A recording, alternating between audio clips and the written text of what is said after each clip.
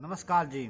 आज हम गांव-गांव का दौरा कर रहे हैं और यहाँ बागपुर गांव में पहुँचे हैं। हमारे साथ सरपंच पद के उम्मीदवार हैं, जो इनकी वाइफ है सरपंच पद की उम्मीदवार। और आइए करते हैं इनसे बातचीत। नमस्कार जी। नमस्कार। क्या नाम है जी आपका? मेरा नाम संजीव कुमार है। संजीव जी, सरपंच पद के उम्मीदवार आप हो या आपकी वाइफ है? नहीं जी, मेरी वाइफ है। आपकी वाइफ सुनीता देवी। तो आप किन किन चुनावी मुद्दों को लेकर इलेक्शन में उतरे हो? देखो जी, सबसे पहले तो है पानी निकासी का मुद्दा है। गांव में पानी निकासी की बहुत ज़्यादा समस्या है। खेतों में पानी ज़्यादा भरा रहता है, जिसके कारण फसलों को ज़्यादा नुकसान है जी। आपने पानी निकासी की बात की, तो सरपंच बनने के बाद आप पानी निकलवाओगे गांव का? हाँ जितना जी, भी और पानी के कारण जैसे इकट्ठा हो जाता है तो उसमें गांव में गंदगी भी बहुत ज्यादा हो जाती है। हाँ जी। मक्खी मच्छर हाँ नई जी। बीमारियां फैलने का भी भय बीमारियों रहता का है। खतरा ज़्यादा रहता है उसमें। और एक समस्या हमारे गांव में क्या है कि हमारे गांव में आधे हिस्से में डिग्गी की पाइपलाइन दबी हुई है और आधे हिस्से में नहीं दबी हुई है। तो एक इस पे भी ज़्यादा फोकस रहेगा कि क्योंकि गांव में पानी की समस्या कुछ एरिया में कम है। कुछ एरिया में? हाँ जी। अच्छा, मीठे पानी की भी समस्या होगी आपके गांव में? नहीं, देखो हमारे गांव में मीठा पानी तो है, लेकिन हमारे गांव में आधे गांव में नई पाइपलाइन और आधे में पुरानी है, जिससे कि भी कम पानी पहुंच रहा है। अच्छा जी। हाँ जी। एक शिक्षा के क्षेत्र में अगर आप प्रधान बन जाते हो गांव के आशीर्वाद से, गांव के लोगों के आशीर्वाद से, तो शिक्षा के क्षेत्र में मुख्य रूप से क्या करना चाहोगे? देखो जी, शिक्षा के क्षेत्र में हम बच्चों को भाई जो ऐसे कि स्कूल के अंदर कुछ प्रतियोगिता कराई जाएंगी, जिसमें भाई बच्चे पहले दूसरे तीसरे नंबर पे आएंगे, उसको इनाम भी दिए जाएंगे। आप किस प्रकार की प्रतियोगिता कराने वाले हो, जरा उदाहरण देकर बताएंगे हमें? देखो, मैं चाहता हूँ कि जैसे भाई कुछ टेस्ट कराए जाएं, कुछ हमारे यहाँ पर गरीब बच्चे हैं उनके लिए जैसे भाई मुफ्त शिक्षा का प्रावधान करेंगे। भाई पंचायत की तरफ से कोई होनहार बच्चा है तो उसको भी आगे लेके जाएंगे। एक गांव में खेल कूद का मुख्य भूमिका होती है हाँ बच्चों की। तो गांव के खिलाड़ी ज्यादा से ज्यादा निकलें, आपके बच्चे ज्यादा से ज्यादा खेल प्रतियोगिता में भाग लें। इसके लिए आप ग्राम प्रधान बनने के बाद क्या करवाना चाहोगे? देखो जी, सबसे पहले तो ये होगा कि हमारा जो स्टेडियम है वो रोड से बहुत ज़्यादा नीचे है। उसमें बरसात के समय पानी ज़्यादा हो जाता है, जिससे बच्चों को खेलने कूदने में ज़्यादा समस्या है।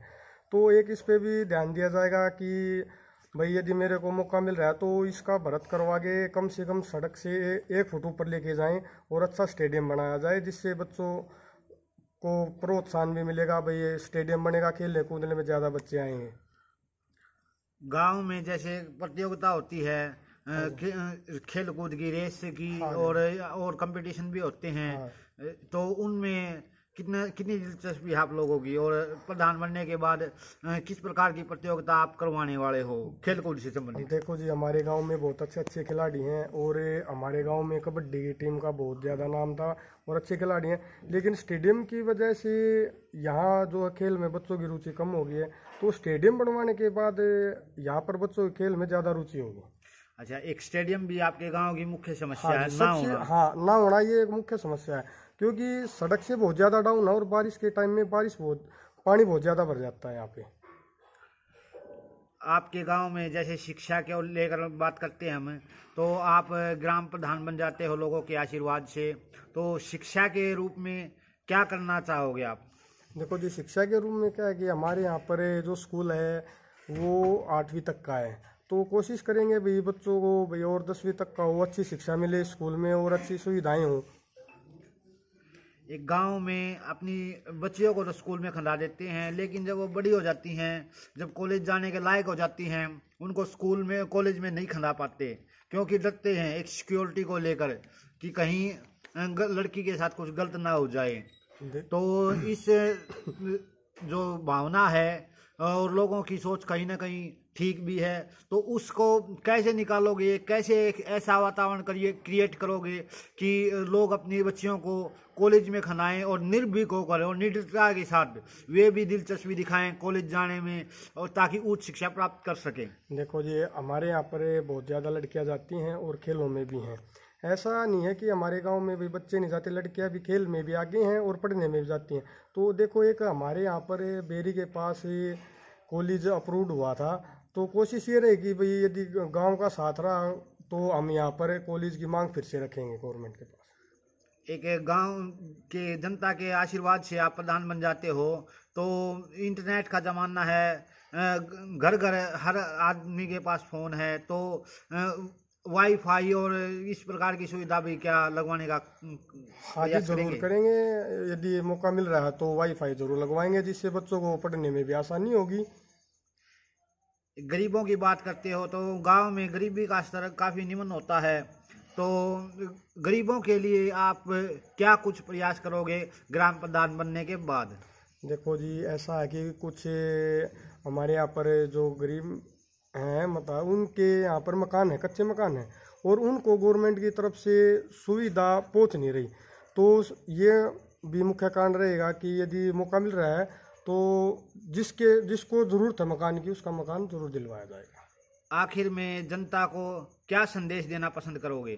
देखो जी संदेश देना पसंद करेंगे कि भी ज़्यादा से ज़्यादा मतों से विजय बनाएं। और एक समस्या हो रहा है हमारे गांव की, देखो जो यहाँ पर हमारे यहाँ जोड़ है एक, उसमें गंदा पानी आता है, तो कोशिश ये रहेगी कि उसमें भी मीठा पानी लाया जाए।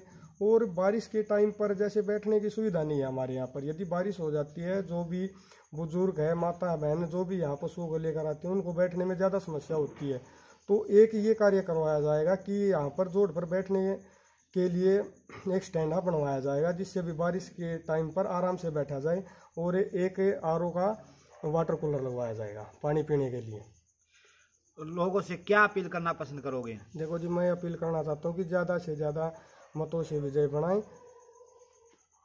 धन्यवाद। धन्यवाद।